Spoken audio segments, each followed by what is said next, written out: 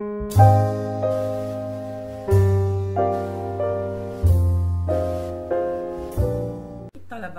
أهلا وسهلا بكم. اليوم راح نشوفوا le deuxième exercice qui va être dans le cadre du premier principe de la thermodynamique.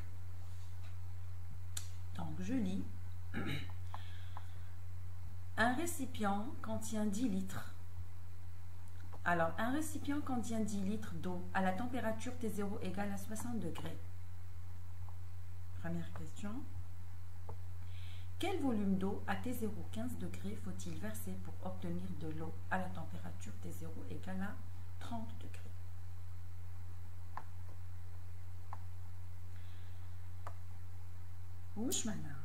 Tout simplement, alors, pour faciliter la tâche, il faut mieux faire un petit schéma sur les données. Et après, on verra qu'est-ce qu'on pourra faire. Donc, ici, j'ai schématisé, bien sûr, les données. Donc, à l'état initial, alors, j'ai un volume de 10 litres à la température T1 égale à 60 degrés, avec un volume inconnu à une température de 15 degrés, et à la fin, j'ai un volume final qui est V1 plus V2 à une température finale de 30 degrés. Ça veut dire نقوم بخلط سائلين، كل سائل عنده درجة حرارة معينة، وبالتالي الخليط راح ينتج بدرجة حرارة نهائية اللي هي عند التوازن. Voilà, à l'état d'équilibre. Bien sûr, il y aurait un échange de chaleur entre le liquide chaud et le liquide froid. Alors, donc, le liquide chaud, il donne une quantité de chaleur, le liquide froid, il reçoit une quantité de chaleur. Et cet échange de chaleur s'arrête quand tout le système aura la même température. Maintenant, on essaye de décortiquer les données. Alors, ils nous ont dit que les pertes de chaleur sont négligeables. Par conséquent, le système est isolé. Alors, s'ils me disent que les pertes de chaleur sont négligeables, par conséquent, on considère que le système est isolé. Alors, et dans ce cas-là, j'ai la totalité de la quantité de chaleur reçue plus la totalité de la quantité de chaleur cédée égale à 0. À part ça, je n'ai rien d'autre. Alors, donc, ici, donc ça c'est quoi? Ça c'est la quantité de chaleur cédée par le fluide chaud. Et ça c'est la quantité de chaleur récupérée de la part du fluide froid, égale à 0. Alors, dans ce cas-là, j'ai de l'eau et ils m'ont donné des volumes et moi j'ai que des masses. Comment je vais faire? Tout simplement, je vais appliquer, tant que j'ai la masse volumique, je vais appliquer la relation qui est M égale à ρV. Et par conséquent, donc j'ai ρV1 CP, TF moins T1 plus ρV2 CP, TF moins T2 égale à 0. Donc j'ai tout à part TF. Et dans ce cas-là, j'ai une seule équation avec une seule inconnue qui était F. Et donc, la solution de l'équation est possible.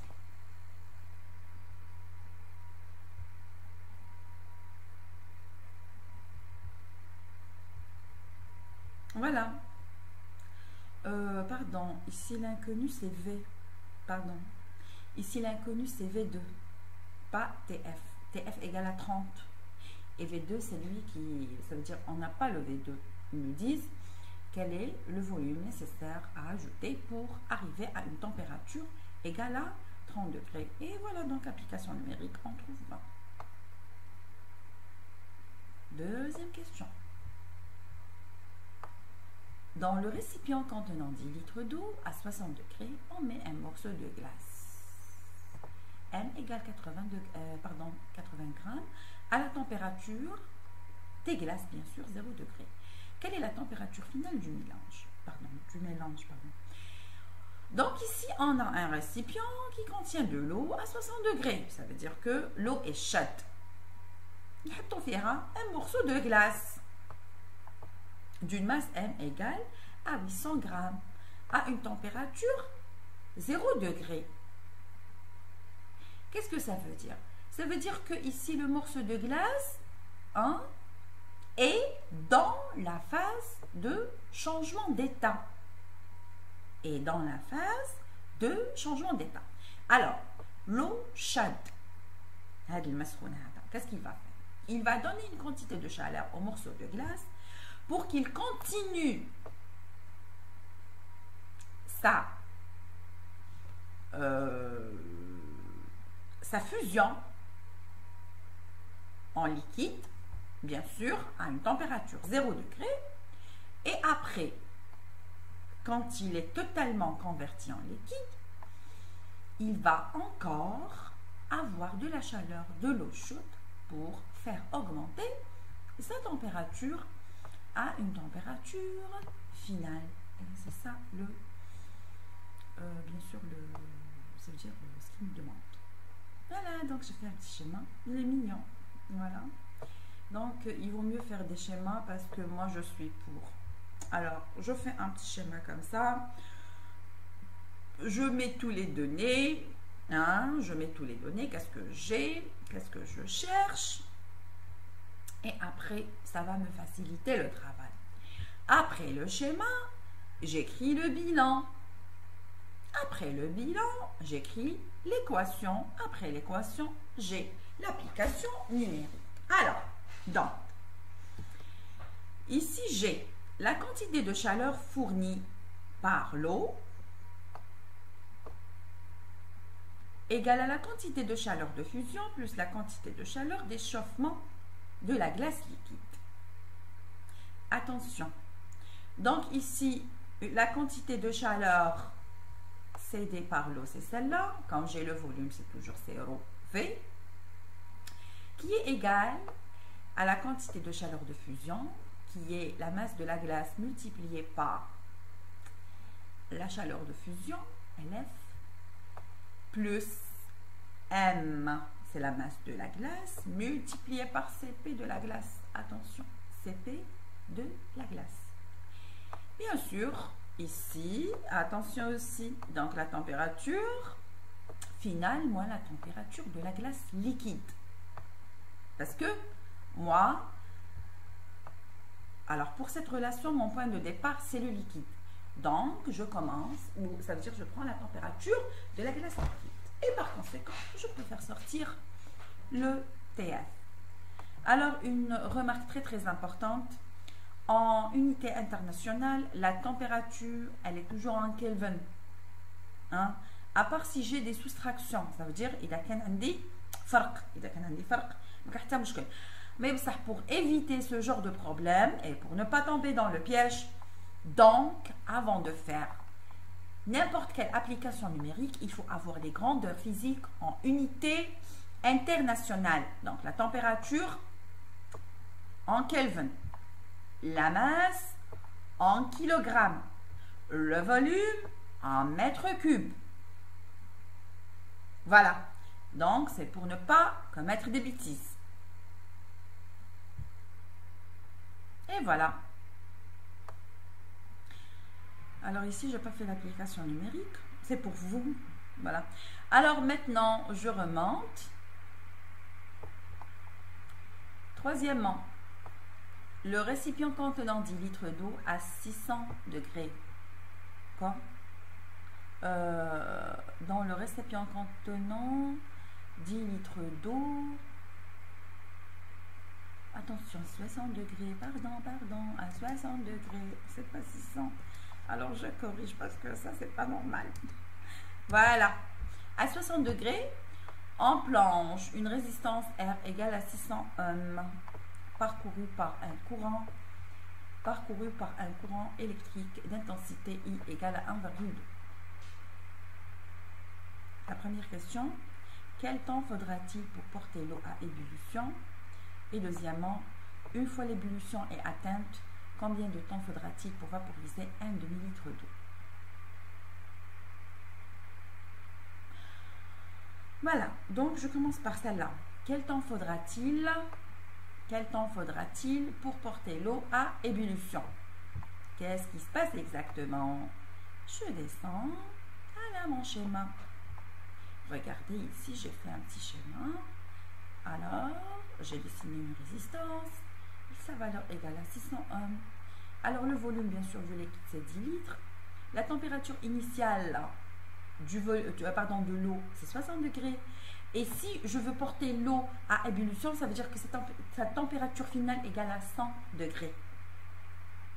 Et donc, après le schéma, je passe au bilan.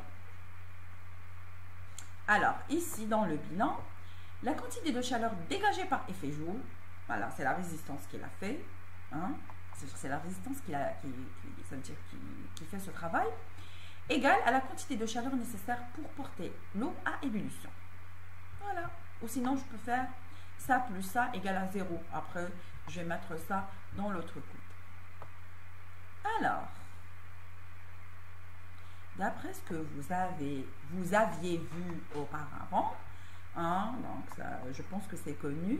Donc, si vous allez me dire RI au carré, attention, le RI au carré, c'est pas une énergie, c'est une puissance électrique. Donc, pour avoir de l'énergie électrique, il faut la multiplier par le delta T. Et par conséquent, l'énergie électrique, hein, obtenue par effet Joule égale à l'énergie, bien sûr, absorbée par l'eau, qui est Rho Cp T final moins T initial. Et par conséquent, je sors le delta T. Voilà. J'encadre ça pour mieux. Voilà. Et donc, à la fin, j'ai l'application numérique et je trouve 1920 secondes. Alors, si vous voulez voir le temps en minutes, vous divisez par 60. Je pense qu'à peu près c'est 32, quelque chose comme ça, je ne sais pas. Voilà. Alors, pour la deuxième question, une fois l'ébullition est atteinte, le temps nécessaire pour l'évaporation. Regardez ici. Une fois l'ébullition est atteinte, qu'est-ce que ça veut dire? Une fois l'ébullition est atteinte, ça veut dire que la température du liquide égale à 100 degrés. Il commence. Donc, après, on a l'ébullition, donc on a l'ébullition, après l'ébullition, c'est l'évaporation. Voilà, donc, quel est le temps nécessaire pour porter, le temps nécessaire pour l'évaporation? Ça veut dire le temps nécessaire pour ne plus avoir de l'eau dans le récipient. Bien sûr, on passe après au bilan énergétique. On a la quantité de chaleur. Alors, la quantité de chaleur, c'est la même chose. Hein? La quantité de chaleur dégagée par effet Joule égale la quantité de chaleur d'évaporation. Alors, ici, on a le liquide, il est à 100 degrés. Et il reste à 100 degrés jusqu'à ce qu'il se transforme en vapeur. Ça veut dire jusqu'à ce que la totalité se transforme en vapeur. Ça veut dire qu'ici, on est dans une phase de changement de phase à température constante. Et dans ce cas-là, on utilise le LV. Alors, RI au carré delta T, égale Rho V LV. Pourquoi Rho V? Parce que j'ai le volume. Et par conséquent, ici, j'ai le delta T, application numérique, et ça fait, ici, j'ai fait la conversion, 1307, et ça me fait 21,7 minutes.